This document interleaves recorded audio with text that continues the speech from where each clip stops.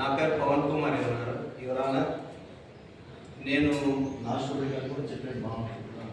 నేను last student అండి. ఈ పెద్ద ఆయన మేము అనే బదులు పని చేయండి సార్. మేము పేరు వదిలేదు సార్. మేము లాస్ట్ స్టూడెంట్స్కి ఈ పెద్ద ఆయనకి నల్సా ద్వారా న్యాయం తెప్పించాలని ఇక్కడ తీసుకొచ్చాము. ఏ పెద్ద అయినా ఈ సమస్యను వివరించండి. నా పేరు గోపాలయ్య సార్, రామాపురం మాది. నాకు ఇద్దరు కొడుకులు ఉన్నారు, కూతురుంది. వాళ్ళిద్దరూ నన్ను బయటికి నొక్కేశారు సార్. వాళ్ళు ఆస్తులన్నీ రాయించుకున్నారు. నాకు ఏ జీవనాధారం లేదు. నేను కూరగాయలు అమ్ముకొని బతుకున్నాను. ఏదైనా న్యాయం చేయండి సార్. వారి కుమారుని కూతుర్ని ప్రవేశపెట్టండి. ఏమయ్యా, మీ నాన్నగారు మిమ్మల్ని చదివించి చేసి ప్రయోజనం చేసి ఆయన ఆశ కూడా మీకు ఇస్తే మీరు చేసిన న్యాయమేనా? మీ చట్టం గురించి అవగాహన లేదా?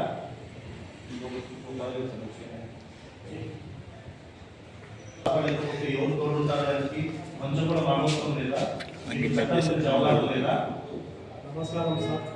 నేను ఒక బ్యాంక్ ఎంప్లాయీ, నా అబ్బాయి ఒక టీచరు. మేము ఇద్దరు ఉదయం వెళ్తే ఈవినింగ్ వరకు ఇంటికి సార్. సమయం చదవడం లేదు. అందులో మా ఆయన చెప్పాను సార్.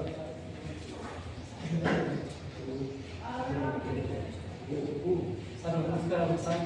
నేను డైట్ చేసుకుని ఉంటాను సార్. నాకు వీలు ఉంది సార్, కాబట్టి చర్యలు తీసుకోవచ్చు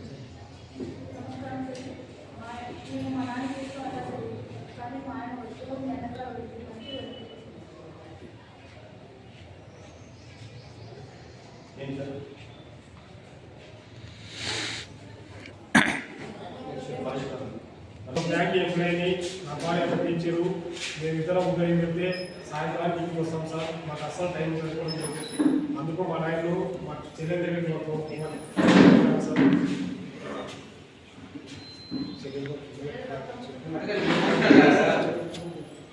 సార్ నమస్తే సార్. నేను బయట చేసుకుని ఉంటాను సార్. నాకు వీలు ఉండదు, కాబట్టి మా చెల్లెలే తీసుకుంటాను సార్.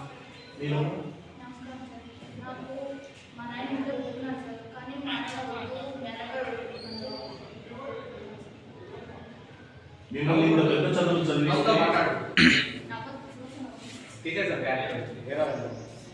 మిమ్మల్ని ఇంత పెద్ద చదువులు చదివిస్తే ముసలితనంలో మీరు మీ తండ్రి గారికి ఆసరా లేకపోతే ఎవరుంటారు? కొంచెం కూడా మానవత్వం లేదా? మీకు చట్టం గురించి సరిగ్గా అవగాహన లేదనుకుంటా. మనము గోపాలయ్య గారికి ఈ విధంగా న్యాయం చేద్దాము.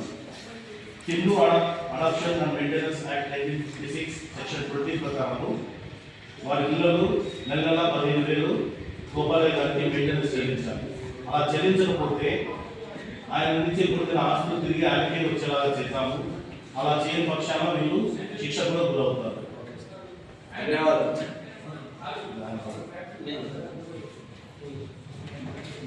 ధన్యవాదాలు సార్. నా మీద జాలిపడి నన్ను పిలుచుకొచ్చి ఇవన్నీ నాకు న్యాయం చేసినందుకు మీ అందరికీ, అందరికీ ధన్యవాదాలు సార్. లాస్ట్ ఈ పని చేసినందుకు మీరెంతో మిమ్మల్ని ఎంతో అభినందిస్తున్నాము. ఎటువంటి సమస్యలు ఇలాంటి పేద వృద్ధులకి ఇలా సహాయం చేయడానికి వెళ్ళవేళ ప్రయత్నం చేసుకుంటాను. Okay, thank you sir. వాళ్ళు క్షమించండి సార్. మా తప్పు మేము తెలుసుకుంటే మీ కవిత మా నాన్నగారిని బాగా చాలా జాగ్రత్తగా చూసుకుంటాము. వాళ్ళు క్షమించండి మిస్టర్ నల్సావాణి ఆ బ్యాగ్ బయట ఆ సైడ్ బెంచ్ పైన పెట్టేసి మీరు నిలబడుకోండి బ్రో. ఏం కాదు, జస్ట్ నిలబడుకోండి. బ్యాగ్ ఓడి పెట్టేసేయండి పక్కన, నిలబడుకోండి. సార్ మీరు ముందర కానీ సార్, జడ్జి సార్ మీరైతే కూర్చోండి కనబడుతున్నారు. మీరు సీక్వెన్స్గా నిలబడుకోలేదు ఎవరు. నా పవనన్న ఒక్క నిమిషం, నా కొన్ని మార్పులు జరుపుకుంటారు. వాళ్ళ ముందరికి రామని చెప్పు.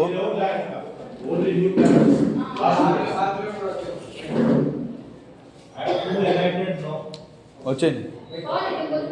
వాళ్ళ ముగ్గురు మీరు కూడా సైడ్ అన్నా. వాళ్ళ ముగ్గురు ఉండే మధ్యలో ఆయన ఉండే. ముందరికి అన్నాను. ఫ్రేమ్కి సెట్ కారు నీట్గా. నువ్వు కనపరావు నా ఓబులన్నా. ఒక్క సెకండ్, ఒక్క నిమిషం. బలంగా చెప్పాలి. Okay okay okay. నల్సా అనగా నేషనల్ లీగల్ సర్వీస్ అథారిటీ. ఇది 1995లో స్థాపించబడింది. దీని ఉద్దేశం అర్హత గల అభ్యర్థులకు ఉచిత న్యాయ సేవలను అందించడం మరియు కేసుల సత్వర పరిష్కారం కోసం లోక్ అదాలత్ను నిర్వహించడం నల్సా యొక్క ప్రధాన లక్ష్యం. కేసులను త్వరగా పరిష్కరించడం మరియు న్యాయవంశ భారాన్ని తగ్గించడం. నల్సా ఉంది ఉత్తరాఖండ్. నల్సా ఉంది ఉత్తరాఖండ్.